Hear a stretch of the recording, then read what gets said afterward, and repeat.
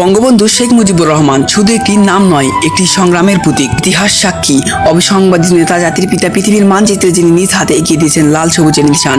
তিনি হচ্ছেন সর্বকালের সর্বশ্রেষ্ঠ বাঙালি, বঙ্গবন্ধু শেখ মুজিবুর রহমান। বঙ্গবন্ধু শুধু একজন মহান নেতৃত্ব নয়, তিনি একজন দার্শনিক, যিনি মুক্তিযুদ্ধের 20 বছর আগে থেকে স্বাধীন বাংলাদেশের স্বপ্ন দেখেছিলেন।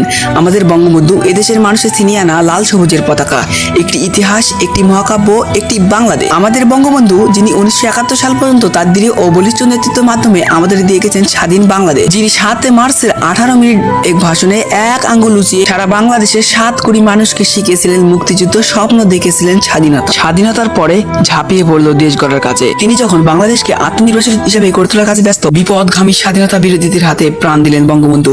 বাংলাদেশ তলিয়ে গেল 21 বছরের কার ও অন্ধকার। আমাদের চেতনায় তিনি চির অম্লান, চির ভাস্বর। বক্তব্য শেষ করছি, তবে যতকাল রবে পদ্মা, মেঘনা, গৌরী, যমুনা বহমান, ততকাল রবে কীর্তির দুয়ার শেখ মুজিবুর রহমান।